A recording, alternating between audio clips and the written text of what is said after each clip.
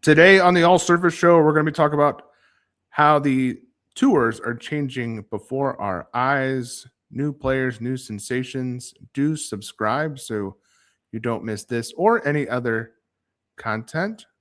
I am David E.J. Berger. This is my main man in Australia. Steve, Mr. Ace previews himself. Steve, welcome in. And how is the tennis calendar? Summer down under is over, but I assume it's still summer down there. Yeah, it's still nice. It's still warm. Thanks for letting me come along again for another all-surface ride. It's becoming more difficult to watch tennis, time zone-wise. But look, it just means basically at the moment, if you, particularly this week, watching from the Brisbane Challenger through to Dallas, you've pretty much got the whole 24-hour cycle where there's some sort of tennis going on or very, very close to going on. So it's good. It's nice down here. It's very early on Valentine's Day down here at the moment, the time of recording. So happy Valentine's Day to everyone out there who loves their tennis. Yes. How are you going? Happy Valentine's Day to everyone. And I'll be our Valentine and subscribe. I'm doing well, Steve. I have to take my daughter to the doctor. We're going to, it's actually ski week coming up here in Southern California. So going to Mammoth. The kids are off school. Locally, we call it ski week because it's a random week off and everyone goes skiing for the week. So it sounds like it's pretty well named then.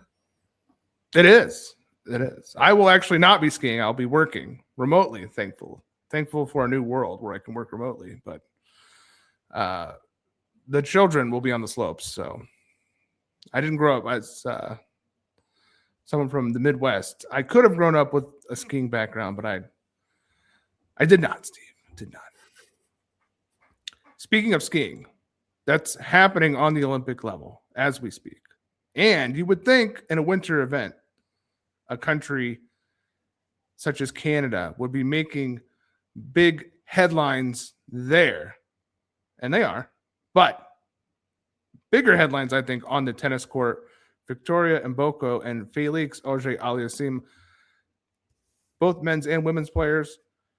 I would say they are the two top players since the Australian Open to talk about and lead off our show. Mboko into the top 10 with another win today, making another 1,000 final. Incredible. FAA won Montpellier last week. He's up currently in Rotterdam as we record. Looks like he'll be in the semis once again. And the indoor elite FAA is back. What do you think about Victoria's run? Let's start off with that on the WTA side. Yeah, certainly impressive. As I said, backing up, up until now that, the tournament in Canada last year was kind of that one, I guess, really large beacon, I guess, in terms of her performances to date. She's shown that she can match it with anyone, started off with a final to start this year. It does feel like it, it's the case with a lot of the top women's players coming through. You feel like she's been around for a while, and then you remember that she is only 19. And then you think about the ceiling to her game, and you look back at late in the second set at the Australian Open when she's going toe-to-toe with Aryna Sabalenka in some really, clutch, big, important moments. And then she backs that up by, as you said, making another 1,000 final here. Needed a little bit to go her way, I think, at some portions across the week. Was down. I think Mira Andreeva was serving for the match against her the other day, had a match point, and I think double faulted on that match point. But I think, the talent is certainly there. It's unquestioned. It's just about how it's all going to be able to come together. And I think, when you see players at this age, you are going to get, they're going to make the final of 1,000, and then they're probably going to lose in the first or second round of a smaller tournament. But you'd hope that they're really peaking in those big tournaments. And I think Mboko's starting to make a name for herself already. That the weeks that she's turning up, they're some of the bigger tournaments. WTA side, you really have a gauntlet on the way to the finals. You know, she's taking out Mira. She has to beat Rybakina in the next round. And I feel like that's, you know, a resume for a lot of people in the finals of these 1,000 events in which you're playing some of these players you assume will be in the final. On the way to the final, you have to beat them. And obviously last year she was outside the top 300 at this time, but into the top 10. And you can climb up when you climb the mountaintop just on your way to the final to get those points and prove your salt. Taking down, it just goes to speak to the parity is what I'm driving towards, the parity of the women's side compared to the men's side. I feel like you see these type of results a lot more on the WTA than the ATP, in which a player will, you know, climb the mountaintop essentially a few times on the way to the final. And just for perspective, so you know the 1,000, you know, if you can win 2 1,000 tournaments in a year and not play the rest of the year, you're still going to be top 20 on the current women's rankings. So it just shows that, you know, you've got some players who, you know, might be consistent, but they're consistently making, you know, second rounds, quarterfinals, the occasional semi. You don't get those breakthrough chunks of points that are really going to push you up the rankings. Whereas, yeah, you know, you look at Mboko, she's going to have, you know, almost half of her ranking points, if not more, coming from 2 tournaments. And that just gives her scope, particularly from now. As you said, you look back to what she was doing this time last year, there is a lot of time for her to, you know, build some pretty solid points compared to what she was generating last year. So exciting times, and interested to see where she is, I think, rankings wise, by the time we get back to the North American hardcourt swing this year. Yes, I think she has a fair amount of time to continue to add points with the Sunshine Double coming up. I do question her ability on clay once the calendar flips over to that surface, but plenty of time still to keep adding points. And I'd like to see what she can do on or progress as a player on grass as well. Obviously, can hang in the quick conditions on North American hardcourt, but grass I think will be a challenge this summer in terms of progressing. Yeah, and look, I actually thought she was quite solid last year at Roland Garros in terms of making her way through qualifying in a couple of the early rounds. But yeah, I think I'm really interested to see that the 2026 full clay swing as to what she's able to be able to generate there. And yeah, as I said, grass, I think, might take a little bit of time for her to develop and really refine things potentially. And that's nothing against her. It's just the fact that the grass season's so short that, you know, she's not going to sit there for months and months trying to, you know, improve her grass court craft in the same way as hardened clay. I would think doing what you can, though, maxing your game in this form that you have right now for the next 6 weeks, utmost importance. So you can get an easier path on these services you're not so proven on for the next it's a stretch, man. We're not back to hard court for a while after March. So I think into the top 10 is great for her already, and pile up the points while you can.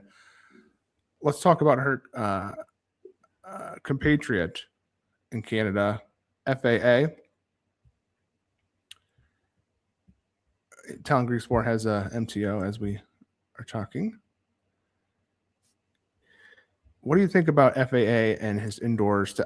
We talked about it on the MP9 show, but he's one of the elite players in tennis indoors. All of his titles but one have come indoors, and they talk about that, and I think that speaks volumes about the difference in terms of his quality without a roof versus with a roof. And you could make an argument about scamming a little bit, but this is a guy who's made the U.S. Open semifinals twice, so it's not like he hasn't gone deep at bigger events. But it does seem opportunistic for him to play up to a level when the roof comes on, Steve. Yeah, I think we said the other day, was it you stick a roof over his head and a blue surface under his feet, and he's a very, very happy man generally. It's, yeah, I think it's just, you know, we talk about a lot of players who, you know, their specialty is clay and they're just known as a clay quarter. We need to probably come up with maybe a term maybe for Felix as the, you know, there's this more of a niche to particularly to the indoor hard court conditions. But I think, you know, all you need to do is look at his game and realize, and it becomes very, very clear why it works so well. I think in near perfect conditions in the indoor arena, it's you know, you take away all of the external things that can, you know, impact a player, like sun, like wind, and you know, you get perfect temperatures as well. And this is the type of tennis that you can get from a guy like Felix. It's going to be very, very hard to beat. Unfortunately for him, though, there are no indoor Grand Slams. He'd be reliant on some unfavorable weather in Melbourne or New York. But look, it's talking back to Mboko and then thinking about Felix, and we kind of talk about, you know, what he's done over his career. Again, he's only 25, so you'd argue his peak kind of key years are still ahead of him, and he's doing pretty damn well. Yeah, no, it's funny because this is someone that we've known for a long time at this point, because he was famous so young in terms of, you know, expectations on his back as a player. He, you know, kind of broke out at a very young age and was going deep. Didn't have a title though until 2022, but he was, you know, obviously, you know, a name on tour before that, you know, pre the COVID shutdown even. And I do think he is entering his prime. The question though is the prime only going to be indoors, which I think is a fair question. I think obviously hard courts and grass. I would like to see a Wimbledon run. I think he has that. I think grass. He has a few grass deep runs as well. Does he have a grass? I think he has a grass title. I mean, go ahead. I'd like to see him make a run at a Grand Slam that's not New York. Like, you look at his ranking at the moment. Is it, how many wins does he have outside of New York currently on his rankings? He cramped against Nuno last month, and he lost early days at Roland Garros and Wimbledon, and he's still ranked 6th. So there's a lot of scope for improvement between here and New York, that he is one of those players who can really push up. But he's going to need to find a little bit more consistency and level, I think, you know, particularly on the clay. But then, as you said there, it does feel like it's a game that is well suited to the grass, and it's probably more well suited to the grass conditions at Wimbledon on the main courts. So he needs to get that ranking up to be in the more kind of controlled conditions of the stadiums and not find himself out on court 13. Absolutely. No, he doesn't have a grass. I didn't think he had a grass, but he makes a lot of deep runs at grass events in the run up to Wimbledon, but he's never really done it at Wimbledon. And I think that to me would be a nice cherry on top of this rankings climb. As you mentioned, like you're getting into, like you're setting yourself up by taking all these titles indoors to have more success at Grand Slam events. It's just, you know, time to prove it. I think Roland Garros is going to always be a challenge, and I think that's just gravy on top if he can have success there. I would honestly give him a free pass on Roland Garros. Like, whatever he can do there, great. I don't have any expectations for him on clay, especially Roland Garros.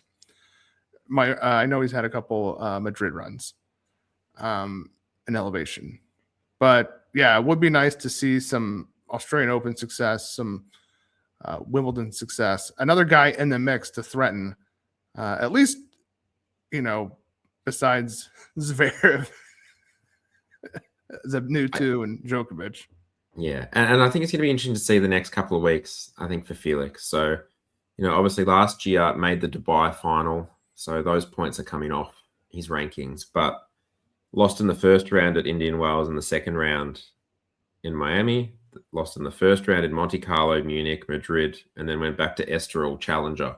So there's not a lot of points in the next kind of 6 or so weeks for him to be defending once these Dubai points come off. So it's going to be interesting, I think, to see where he falls, and if you can get that ranking up and find a way to not be anywhere near Carlos and Yannick early in tournaments as well, that's going to be massive, I think, for him if he's able to generate that consistency. Because if you can find yourself, not hitting those guys until a quarterfinal or even a semi-final, that's where you're going to be able to kind of maintain a level, and that's what's really helped, I think, Zverev. As an example of, he's not finding Carlos early in draws. I think he's going to be up against it at Indian Wells in the slower, the mud slow conditions, especially with players like Jack Draper back, Archer Feast back, some of these guys that can hit through Indian Wells a little bit more. Not that FAA doesn't have power, but those player types, I think, probably going to have a little bit more success in the desert than FAA, but I do think Miami is another great opportunity to build upon this, 6th in the world ranking. And we saw Alcaraz go out early last year. I don't think there's a guarantee that both Alcaraz and Sinner are going to be hanging around Miami this time. Like as they keep adding slam titles, I think these 1,000 events become less important in terms of health and management and keeping the eye on the prize of adding slam titles. So the back half of the Sunshine Double, I think, will provide more opportunity for one of those guys not to be there. And that could be a great opportunity for FAA to take advantage. Yeah, I feel like the top two guys are at the point now where it's Grand Slams and the exhibitions that they can work their way into to basically be paid as if they've won a Grand Slam. It's it's a big opportunity for Felix. I mean, also, he's made a final in Madrid, so Madrid on the clay is probably one to maybe keep an eye out for him as well. But yeah, it's I'm really looking forward to kind of fast forwarding a couple of months to see where Felix is and for us to kind of check in on that again. All right, I want to pivot the conversation since we're not in the peak of a Grand Slam, and we can have different conversations with not so much on the line at the moment. I want to talk about Serena Williams and her potential comeback, because she can obviously come back at this point because she completed a mandatory 6-month stint in the ITIA anti-doping pool. She's not confirmed the comeback. But something I found curious, if people do believe she's coming back, is there's not a market on Polymarket or Kalshi for this to happen yet, which I find curious because people are literally betting on anything. So that off the top I find curious. But it would sorry. It's not betting. It's predicting. Predicting. Sorry, there are people predicting anything. They're predicting words that people are going to say, and these prediction markets encourage insider trading. So, like Serena could create the market herself, knowing whether or not she's coming back, and profit a lot of money off of it. But I haven't seen. I looked it up. I have not seen a market for this yet. So that leads me to think that it's probably not going to happen. But it is curious. And I actually think in this new prediction market world, that would be a guideline about whether or not she is coming back. Because the moment that snaps onto the market, I think is a extremely valuable data point, whether or not that's actually going to happen. Yeah. Look, I think it happens. And my only reasoning behind that is like putting yourself back into the testing pool. Like you're not doing that just for laughs. Like there's a fair bit to it in terms of being, under mandatory testing and all those aspects. I think if we've learned anything with Serena over the years, and it's the same with any player and anyone who's kind of, got a lot of publicity, like that they want to be able to control the narrative of the return. And I just wonder, maybe with Serena, whether it might be kind of announced in steps kind of thing. Like it might be a tentative come across as, coming back, but to play doubles maybe with Venus sometime in the very near future, just as a tester, whether that's, the American swing coming up, or, one of the more local, like lower tournaments, if they're wanting to play doubles just to kind of see and get a feel for it. I would assume that she will be in the US Open field this year. But I think there'd be that kind of tester before making a full commitment to coming back. I think when you look at it, she's based off, and also like she's going to get a wild card wherever she wants.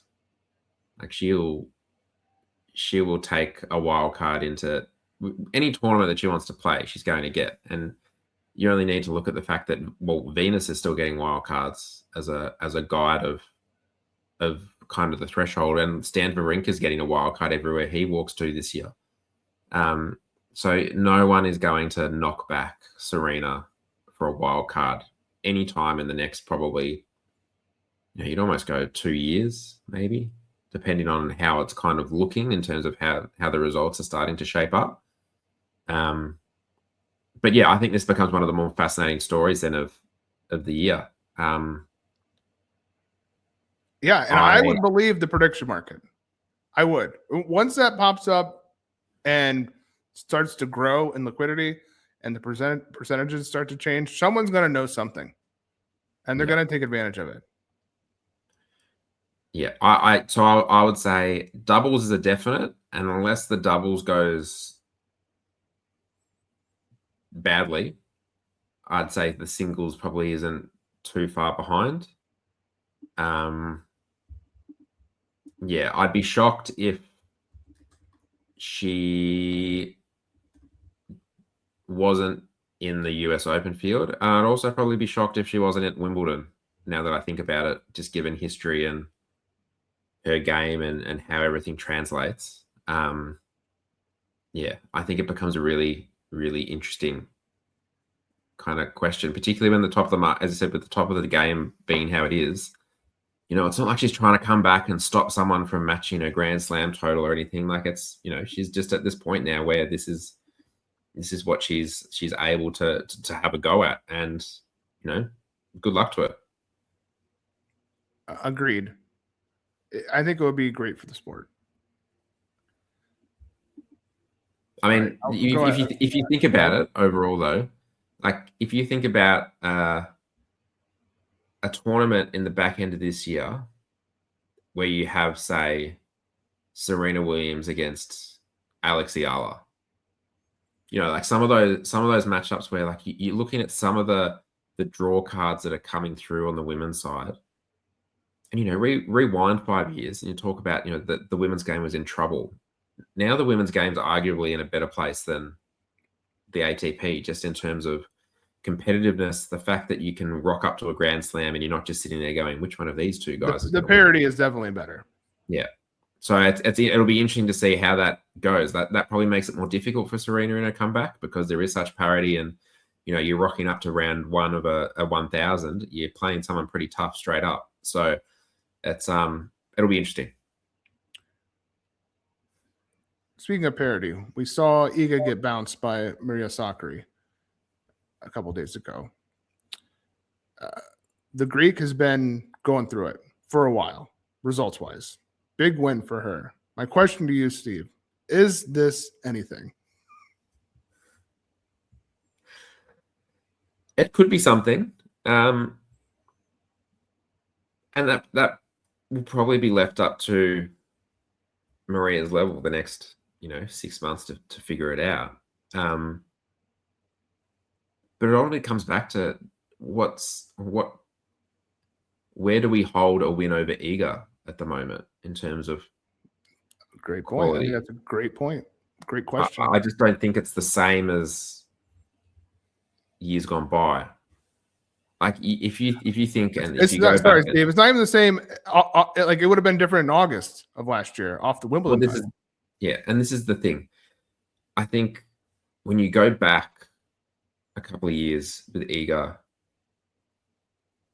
if you beat Iga, you had to play an exceptional match because Iga was going to give you next to nothing for free.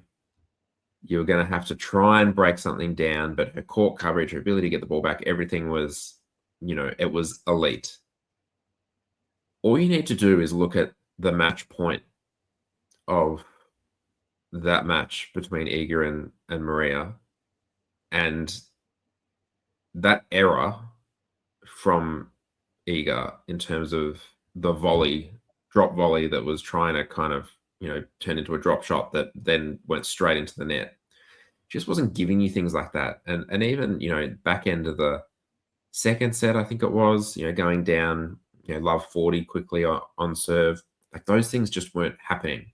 Yes, she was struggling maybe against some of the big power hitters, but against like a Sakkari, like it just wasn't happening. So if Maria thinks that this is a massive win for her, then it's going to be a massive confidence boost. She looked pretty good early again against Mahova, but just couldn't finish it off. But, she's back in the top 50 now. I would like to see her, in a perfect world, be seeded again come, I'm not saying she's winning Wimbledon, but, by the third slam of the year, it'd be great to see her back in kind of the seeding hunt for those kind of tournaments. She's looked a little bit better to start this year. All right, Steve, now that we are in February and we can have, some more general discussion, as I mentioned, I want to talk about tweeners because there's been a couple good ones this week. There was one incredible one last night with Manarino, like on the run. I mean, I grew up as a kid. We had this thing called and one. I was like, these guys doing, special basketball tricks. Yeah. That was like an and one tennis move that Manarino did last night. That was like fully showing off. And then Fonseca hit one in the Golden Swing. I was out watching the match, actually in the wild, and people were not interested. But then when Joe hit that tweener, I actually got a comment from the crowd of, wow, that was incredible.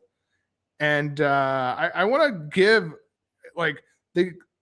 just a shout out and love to that shot because it's super difficult. The players clearly work on it, and it's just eye popping and a beautiful part of the game. So I want to give an ode to the tweener right now, Steve. Yeah, no, fair. And look, Manarino's was exceptional yesterday. I think the front-facing tweener seems to only be a French left-handed thing by the looks of it for the most part, unless someone's really, really caught out of position. But yeah, you think back, what it probably goes back to, what is it, the Federer-Novak US Open match all those years ago where it kind of, came out of nowhere. And now it can be used so effectively, I think, by some people. And it's not just now, this is the last shot of the rally. It's either going to be a winner or it's going to be, hitting someone in the crowd. It's now you can also turn the tweener into a lob, or you can turn the tweener into something else. I think it's just the way that the game's evolving. But no, Manarino's was impressive. But I think if I went and tried that this week at my local club, I'd look like an idiot. No, it definitely is a professional shot for sure. I'm trying to get a screenshot up here.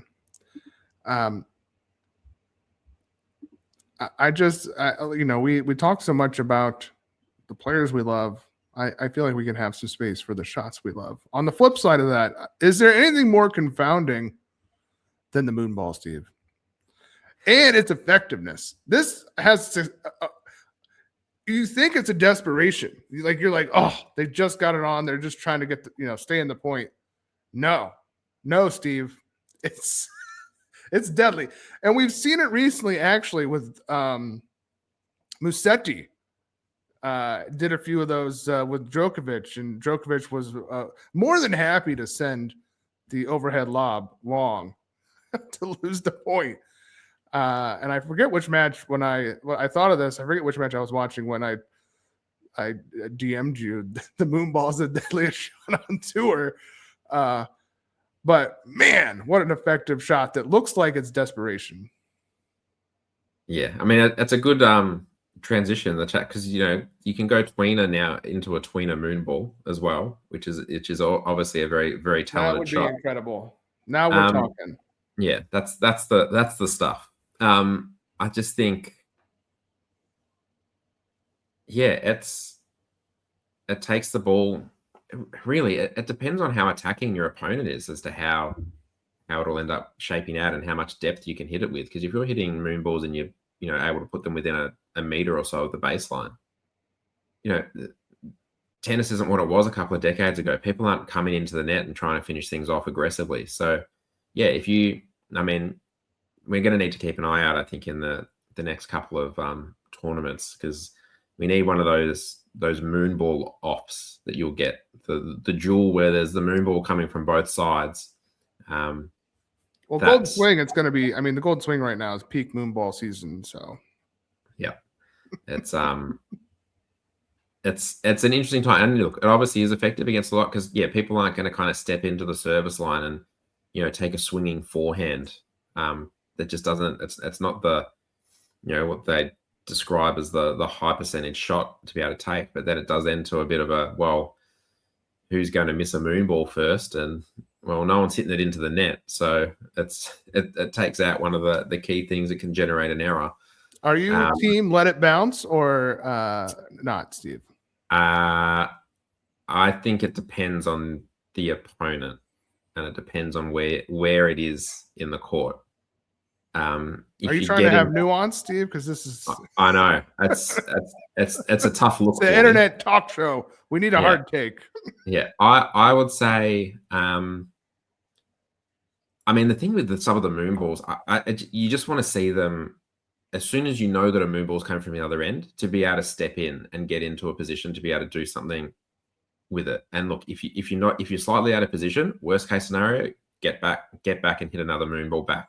But there is that spot to be able to kind of get in. If you're within about a meter of the service line, to be able to take something, you don't have to hit this large swinging forehand, but just set up the next shot. I think the thing with a lot of them is that they're trying to finish off the point with the swinging forehand that looks graceful and will look great on a highlights package.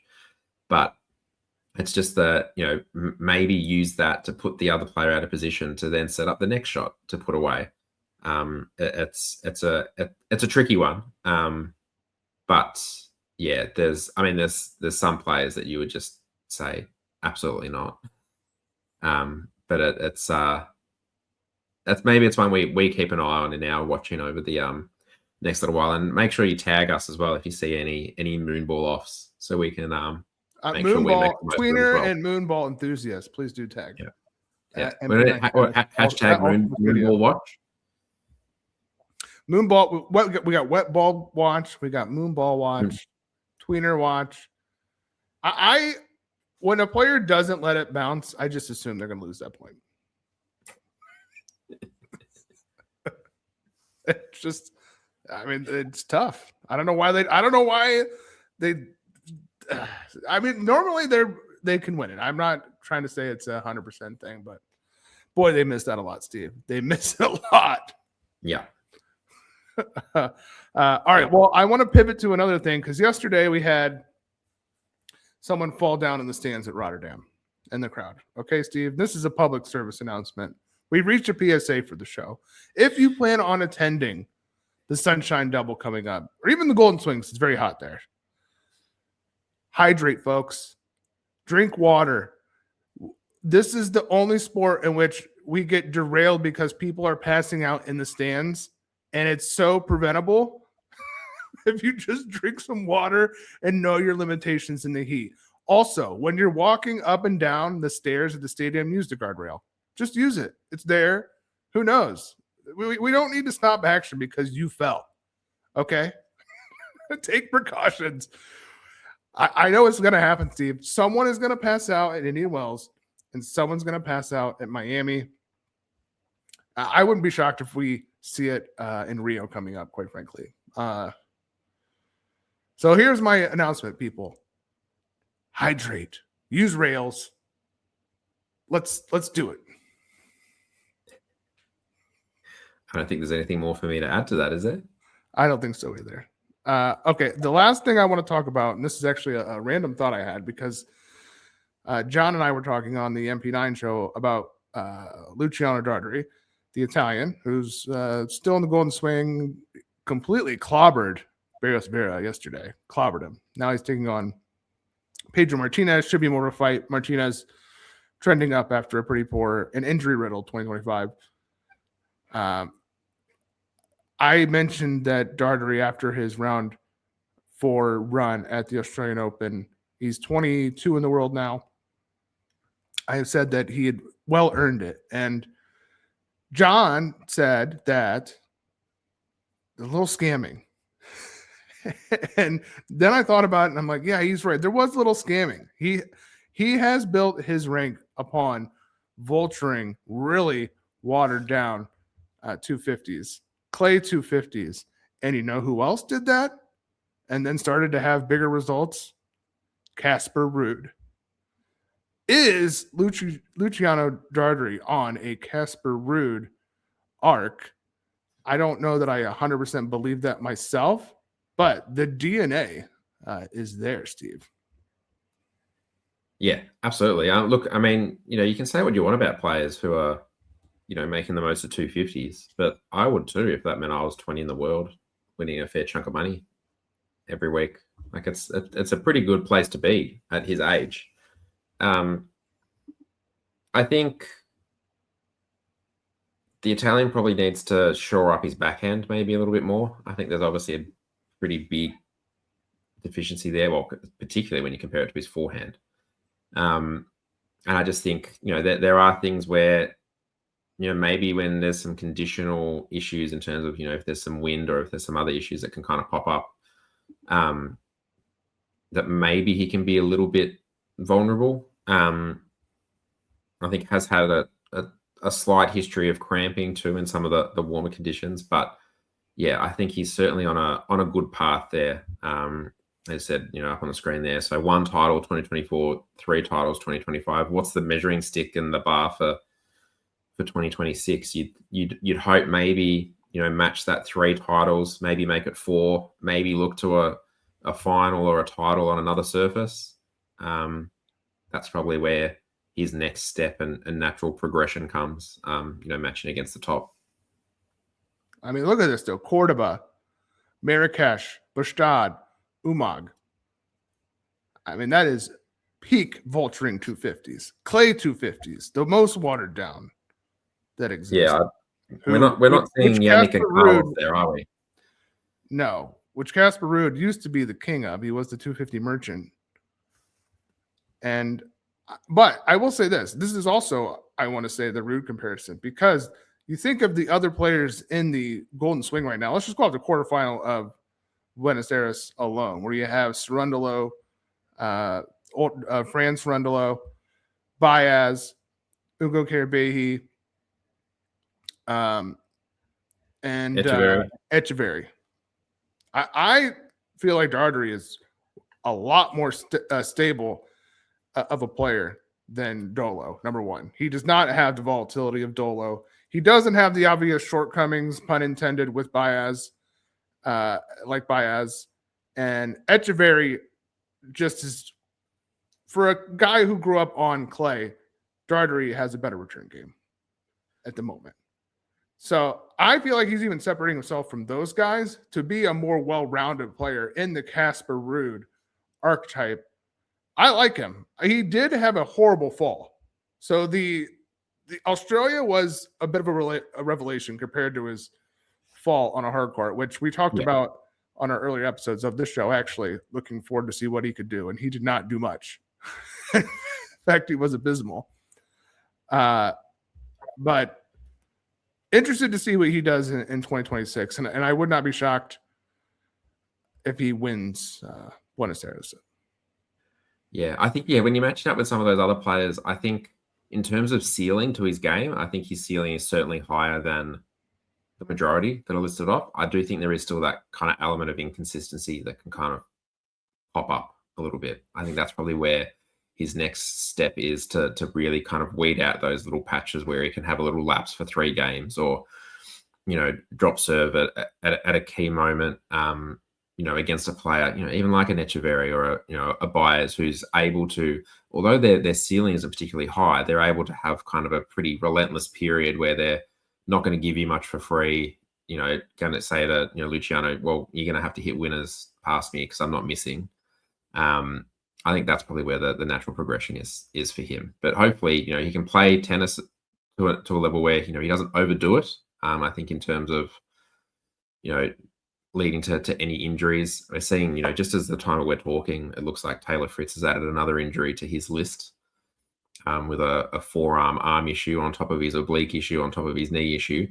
It's one of those things, I think, particularly if you are playing well and generating a lot of good results, you want to make sure that you're not then overdoing it and putting yourself at risk for the next, weeks to months. Yeah, we talked about it before we hit record. I did not like the day session set up for Fritz.